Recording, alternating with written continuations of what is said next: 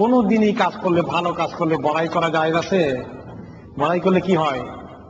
রিয়া হয়ে যায়। রিয়া এই নেক কাজগুলোকে কিভাবে জ্বালায়, খেয়ে ফেলে, আগুন যেভাবে লাকড়িকে খেয়ে ফেলে, এবং এই সমস্ত নেক কাজ এর সওয়াব যা ছিল সব বরবাদ, শেষ। এখন শুধু সব শেষ হয়ে নিস্তার নাই, আরো অসুবিধা আছে। সেটা কি? রিয়া যে করছি, আল্লাহ মাফ করুন, এটার জন্য আল্লাহ তাআলা এখন আবার ডাবল শাস্তি দিবেন। করলাম ভালো কাজ, পাওয়ার কথা ছিল নাকি, এখন ঢুকাই দিলাম রিয়া, প্রদর্শন ইচ্ছা, শোয়িং অফ, বড়াই করলাম, তাকাব্বুর করলাম, অহংকার দেখালাম। এখন আবার এটার জন্য শাস্তি খাওয়া লাগবে। তাহলে এরকম করে মানে যদি কারো এরকম মানসিকতা হয়ে যায়, তাহলে কত বড় ক্ষতিগ্রস্ত সেই লোকটি হয়ে যায়, এটা আমাদেরকে খেয়াল করতে হবে। এই জন্য ভালো কাজ করলে কখনোই ভালো কাজের খোঁটা দেওয়া নাই। এটা শোনানোর জন্য অস্থির হওয়া দরকার যে আমি কি করি না করি সারা দুনিয়ার মানুষ জানুক। প্রচার প্রসারের জন্য লোকেরা খুব অস্থির থাকে যে কিভাবে আমার ভালো কাজগুলো সারা দুনিয়া আমাকে বাহবা দেয়, সম্মান দেয়, প্রচার করে, হ্যাঁ, এবং আমি কি করছি না করছি এগুলো রিপোর্ট, এগুলো ফিরিস্তি, এগুলো বর্ণনা একটু যদি সব জায়গায় শোনানো যায়, দেওয়া যায়, আর সবাই বলে, আর মনে হয় যেন আমি অনেক কিছু করে ফেললাম। নাউজুবিল্লাহ, এটার মধ্যে খুব খতরা আছে। বরঞ্চ আমরা সবাই এই জন্য নেককার লোকেরা এমন ভাবে দিনই কাজ করতেন, কেউ যেন টেরও না পায়। সালফে সালেহিনের কেউ কেউ এমন ভাবে নফল রোজা রাখতেন, তার বিবিও টের পাইতে না তিনি রোজা রাখছেন। মনে করছেন বাইরে কোনো জায়গায় খেয়ে আসছে, টের পাইতে জান নাই রোজা রাখছেন। নফল রোজা রাখতেন এমন ভাবে যে বাইরে কোনো মেহমান আসলে বা বাইরে বাজারে আসতে হলে চেহারা মধ্যে তেল তেল লাগাই আসতেন, যাতে লোকেরা টের না পায় যে রোজা রাখে, মুখটা শুকাই গেছে, নফল রোজা রাখতে ধরা পড়ে যাবে তো লোকদের কাছে। চিন্তা করে দেখছি। আর আমাদের অনেক সময় এরকম হয় যে একটু তাহাজ্জুদ পড়তে উঠছিলাম, দেখি যে এই ঘটনা হয়েছে, তাহাজ্জুদ পড়তে উঠছিলাম এটা কয়ে দিছি। হ্যাঁ, আমরা এভাবে ধরে ফেলি, এভাবে প্রকাশ করে ফেলি। ইন্নাল্লাহা ইয়ালামু গায়বাস সামাওয়াতি ওয়াল আরদ ওয়াল্লাহু বাসীরুম বিমা তা'মালুন। আল্লাহ তাআলা আরেকটু বলেন সূরাকে শেষ করার সময় যে নিশ্চয়ই আল্লাহ তাআলা আকাশ জমিনের সমস্ত গায়েব, গোপন কথা, লুকানো বিষয়গুলো, হিডেন ম্যাটার যা কিছু আছে, জাহিরি বাতিনি সব কিছু তিনি জানেন। কাজেই কেউ অন্তরকে দিয়ে নিজেকে ভালো দাবি করার, ভালো কাজ করার দাবি করার কোনো দরকার নাই। আমাদের সমাজে লোকদের মধ্যে, আমাদের নিজেদের সবাই নিজেদের নফসের মধ্যে এটা আছে সবার, যে আমি ভালো কাজ করি, এইটা প্রমাণ করার জন্য আমরা অস্থির হয়ে যাই। কোন জায়গায় যদি দুই কথা হয়ে যায়, দুজনের মধ্যে একটু ঝগড়া হয়েছে, দোষ কার, আমি নির্দোষ, অমুকের দোষ, এইটা প্রমাণ করার জন্য আমরা কি করি, কত কথা যে বলতে চাই। শুধু একটাই থাকে যে আমার নির্দোষ প্রমাণ করা চাই, আর দোষ যা কিছু আছে এটা ওনার ঘাড়ে উঠাই দেওয়া দরকার। এগুলো আমরা দুনিয়ার মধ্যে করি, কিন্তু আসলে কিয়ামতের দিন আল্লাহ তাআলা দেখবেন না কার কতটুকু দোষ কোথায় লুকানো আছে। এমনকি একজনের দোষ আরেকজনের ঘাড়ে উঠাই দেওয়ার পরিকল্পনাও আছে। এগুলো মানুষ করে। মারামারি করলো, মারলো, একজনে উঠাই দিলে আরেকজনের কাঁধে। বিশেষ করে রাজনৈতিক দলগুলো যখন মারামারি করে, একজনে এক দলের কর্মীকে পিটাই হত্যা করলো, এরা তারপরে পরের দিন মিডিয়ায় গিয়ে বলে দেখছেন ওরা আমাদের কর্মী মারছে। মরা লোকের লাশ নিয়ে মিথ্যা কথা বলে দাবি করে আরেকজনের উপরে, অন্যায় তো স্বীকার করলোই না, আরেকজনকে তার দায়িত্ব দিয়ে দিচ্ছে। এরকম পর্যন্ত মানুষ সীমা লঙ্ঘন করে। আল্লাহ তাআলা এই সমস্ত বনি আদমকে বলেন যে ইন্নাল্লাহা ইয়ালামু গায়বাস সামাওয়াতি ওয়াল আরদ, আল্লাহ তাআলা আসমান জমিনের সমস্ত লুকানো খবরগুলো, গোপন খবরগুলো, গায়েবের বিষয়গুলো সমস্ত কিছু আল্লাহর নখদর্পণে আল্লাহ রাব্বুল আলামিন সবগুলো সম্পর্কে একদম পরিপূর্ণ খবর রাখেন। আল্লাহু বাসীরুম বিমা তা'মালুন, তোমরা যা কিছু করো এগুলো আল্লাহ তাআলা খুব ভালো করে দেখেন। শুধু খবর রাখেন না, দেখেন, বাসীর, সব আল্লাহর দৃষ্টিতে আছে। কে কোন কাজ কোথায় করি, প্রত্যেকটি কাজকে আল্লাহ দেখেন কিনা বলেন। আমি যখন আপনাকে কোনো কাজ করতে দেখি, কাছে থেকে দেখি, আমার আল্লাহ কি এরকমই দেখেন না আর একটু বেশি না একটু কম দেখেন? অনেক বেশি। এত কাছে থেকে আল্লাহর দেখা এত পারফেক্ট, এত নিখাত, এত নিখুঁত যে একটুখানিও হেরফের করা ফাঁকি দেওয়ার সম্ভাবনা নাই।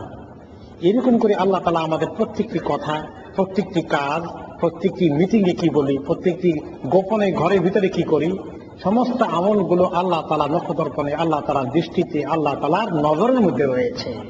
কাজে আমরা নিজেরা ঈমানদার বলে যারা দাবি করি তারা যেন সতর্ক হয়ে যায়, আল্লাহকে যেন ভয় করি, আমরা যেন ঈমানকে মজবুত করি, আমল যেন আমাদের সহি করে ফেলি, গোপনে প্রকাশ্যে যেন আল্লাহ তাআলাকে আমরা কোনো জায়গায় নাফরমানি না করি।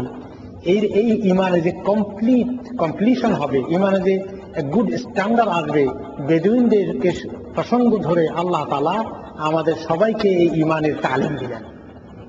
তবে এই লেসনটা শুধুমাত্র বেদুইনদের জন্য নাকি? এই ব্যাপারে শরীয়তের ফর্মুলা হলো আসবাবু খাস ওয়াল হুকমু আম।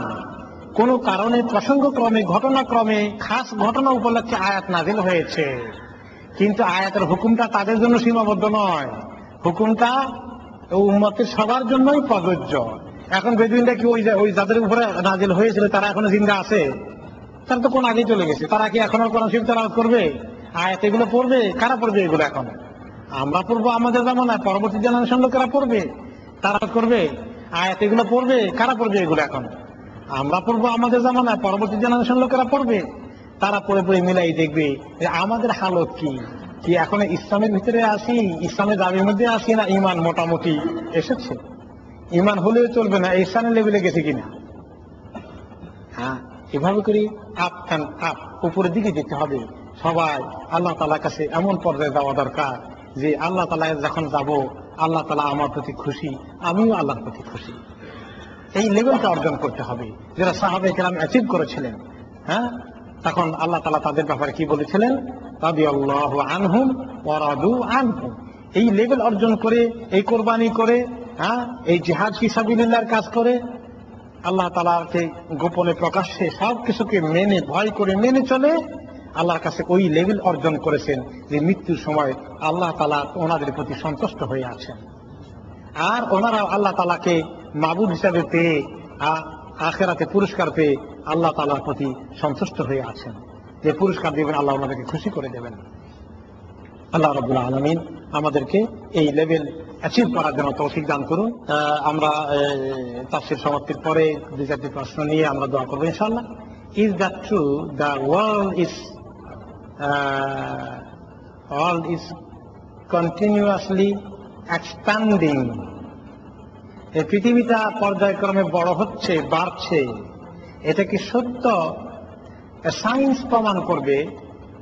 যদি সায়েন্স দ্বারা প্রমাণিত হয়, হতে পারে, কারণ পৃথিবীতে নতুন নতুন চর জেগে উঠছে, নতুন নতুন দ্বীপ আরো জেগে উঠছে। একসময় অ্যান্টার্কটিকা নামে একটা মহাদেশ ছিল, পৃথিবীর মানুষ জানতেই পারেনি এটা জেগে উঠেছে।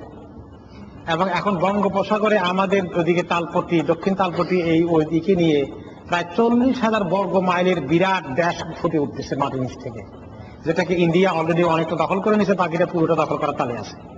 আর আমাদের দেশের ইন্ডিয়ার গোলামি করতে গিয়ে সরকারগুলো সেখানে এখনো পর্যন্ত ফ্ল্যাগ নিয়ে বসাইতে পারেনি।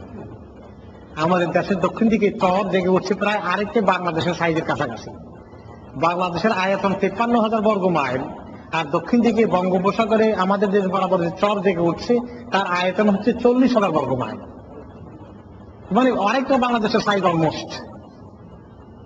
তো তাহলে পৃথিবী এই সেন্সে এক্সপান্ড যদি হয়, সাগরের বুকে চর জেগে উঠছে, মানুষের বসবাস করার জন্য আরো জায়গা দরকার, আল্লাহ তাআলা ব্যবস্থা করতেছেন। নট ভেরি আনলাইকলি, হতে পারে, এবং এটা সায়েন্স যদি প্রমাণিত হয়, অ্যাবসলিউটলি রাইট। মহাবিশ্ব আস্তে আস্তে বড় হচ্ছে, এটা যদি আল্লাহ তাআলা মেহেরবানিতে সায়েন্সে এরকম হয়, হতে পারে। আমি সায়েন্সের কোন ভালো ছাত্র না, আমি তো কোরআন হাদিসের কিছু লেখাপড়া টুকটাক করেছি। কাজেই যদি সায়েন্স এটা প্রমাণ করে, তাহলে এটা কন্ট্রাডিক্টরি হওয়ার কোরআন হাদিসের কোন আপত্তি থাকার কথা নয়। মাবুদের কুদরত, তার সৃষ্টির ক্ষমতা তো শেষ হয়ে যায়নি। কাজে আল্লাহ তাআলা চাইলে এক্সপান্ড করবেন, এটা আল্লাহ তাআলার ইচ্ছাই যদি ঘটে, আল্লাহর কুন ফায়াকুন হতে পারে। কাজে এটা কুড বি রিয়েলিটি। এবং ভাই বলতেছেন যে সায়েন্স এটা প্রমাণ পেয়েছে যে পৃথিবী এক্সপানশন হচ্ছে, মহাবিশ্ব এক্সপানশন হচ্ছে, তাহলে নট ভেরি আনলাইকলি। এটার সঙ্গে লিঙ্কড না। অন্য প্রশ্ন, আচ্ছা অন্য প্রশ্ন নিচ্ছি। লিখিত প্রশ্ন, হযরত মুহাম্মদ সাল্লাল্লাহু আলাইহি ওয়াসাল্লাম নামাজে নিয়ত করে হাত বাঁধার পর ইন্নী ওয়াজজাহতু ওয়াজহিয়া লিল্লাযী পড়তেন, এই কথা কি ঠিক? ঠিক।